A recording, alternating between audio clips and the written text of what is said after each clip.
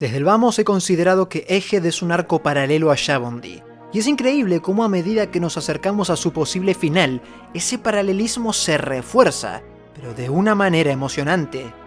Shabondee fue el primer arco de la saga de Marineford, que fue la guerra más grande vista hasta la fecha en el mundo de One Piece, y además se dividió a la serie en dos. Egghead, por su parte, es el primer arco que conducirá a los Sombreros de Paja a una guerra que va a dejar a Marineford en pañales, y además le pondrá fin a la serie. Pero mientras que por un lado la aparición de Kuma en Shabondee nos transmitía desesperación hace 15 años, hoy su aparición en Egghead es la más esperada por todos nosotros.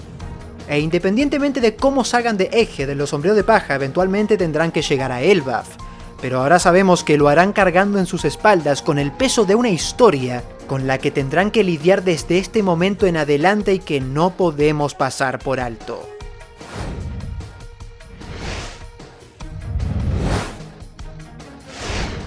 Como ocurre generalmente con el primer arco de muchas grandes sagas, los Sombreros de Paja se involucran con un nuevo amigo y a partir de ahí trazan en el mapa un camino a seguir con el fin de ayudarlo y derrotar al enemigo de turno.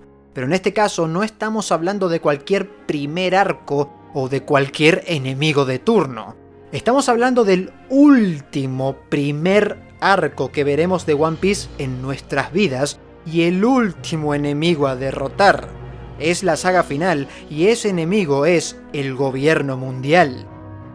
Por un lado conocimos a Vegapunk y este pidió escapar del gobierno porque tiene información crucial sobre el siglo vacío, que desde ya sería más que suficiente para dar inicio a esta última recta. Pero no podemos olvidar que desde el momento en el que Luffy despertó su fruta y se convirtió en el dios del sol, la historia en sí misma, ese siglo vacío, el One Piece y los ojos del mismísimo gobierno mundial apuntaron hacia él, y de esa manera dio comienzo la saga final. Por lo tanto, y en este contexto, ¿qué mejor que Kuma para protagonizar el flashback definitivo de este primer arco?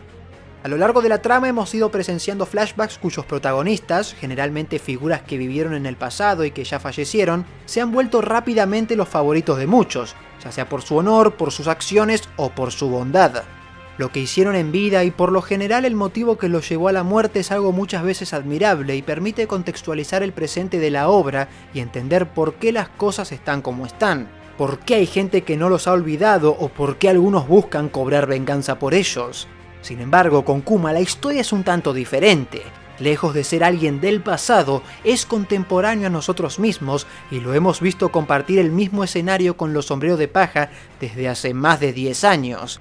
Pero a nuestros ojos empezó siendo un villano y su presencia se trataba de una completa pesadilla.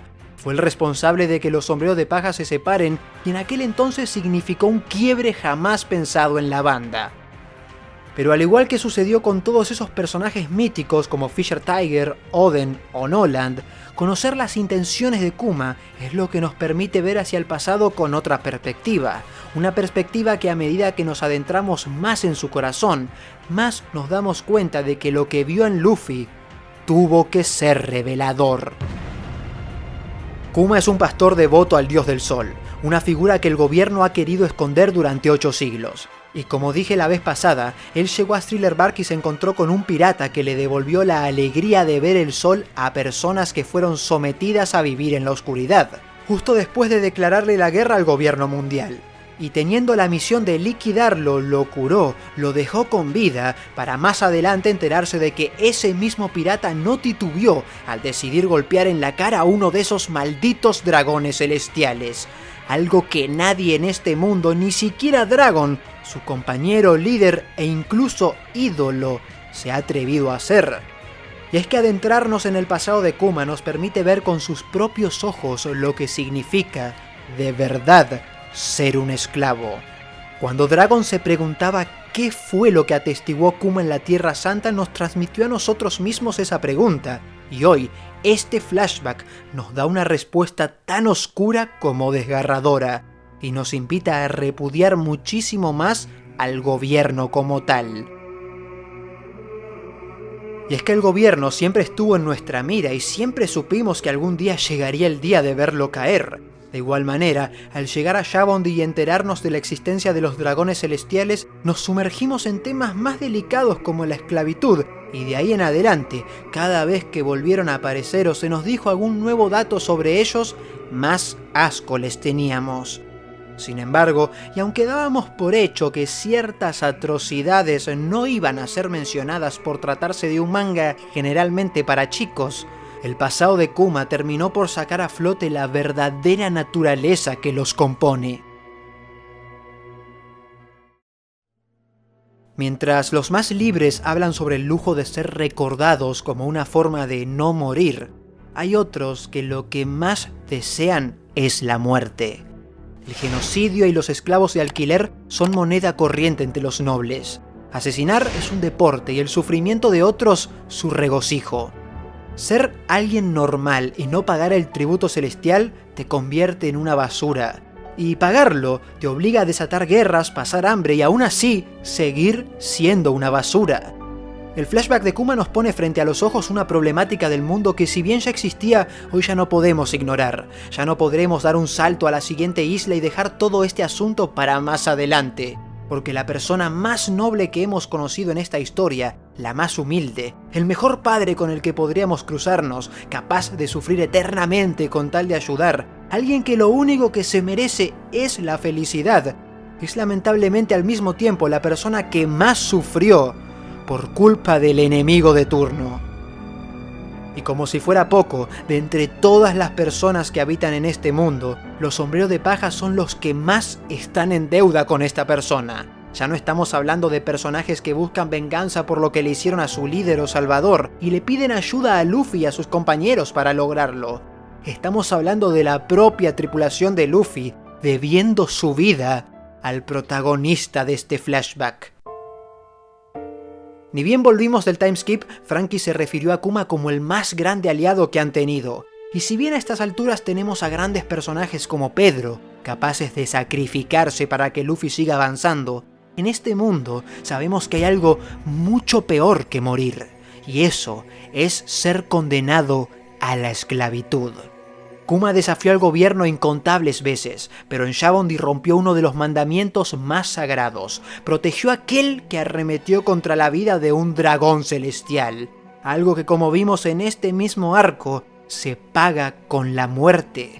Y como si fuera poca cosa, esa persona se trataba del mismísimo Dios del Sol. La mayor amenaza para el gobierno, su cabo suelto.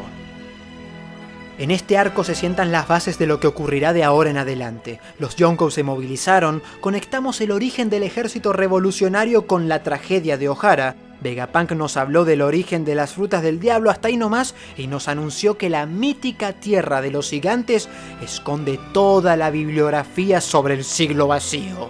El arco nos presentó oficialmente a los miembros del Gorosei, su poder, y finalmente los sombreros de paja podrán pagar su deuda con la persona que hace 2 años los separó para salvarlos, enviándolos a los sitios más apropiados según lo que fue conociendo en su viaje por el mundo mientras buscaba la cura para su hija. Es así que, tras ver cómo Zoro y Sanji buscaban sacrificarse por su capitán, Kuma decidió enviarlos a Kuraigana y Kamabaka respectivamente. Pero además, sabiendo lo que es ser un esclavo y viendo en Luffy la voluntad de un guerrero de la liberación, supo que Hancock lo recibiría bien, porque cualquiera que haya sufrido en las garras de los dragones celestiales vería con buenos ojos a un sujeto que les planta cara sin temerles. La aparición de Kuma fue un símbolo de libertad en Shabondi. Y en Egghead desatará un incidente de proporciones bíblicas que impactará en el mundo entero. Comenzando la saga final, la tripulación del futuro rey de los piratas se propondrá como objetivo finalmente derrocar al gobierno mundial. Y el vínculo de Kuma con Nika no será más que el comienzo de una historia en la que seguiremos indagando de ahora en adelante. Porque Kuma nos abre las puertas a la religión del sol. La leyenda de Nika que se transmite de generación en generación en su tribu. Una que casualmente comparte sangre con los gigantes. Y una vez que lleguemos a Elbaf, no solo aprenderemos la historia estudiada en Ohara, sino que también comprenderemos cuál es su relación con esa tribu y por qué estos gigantes celebran cada año al dios del sol.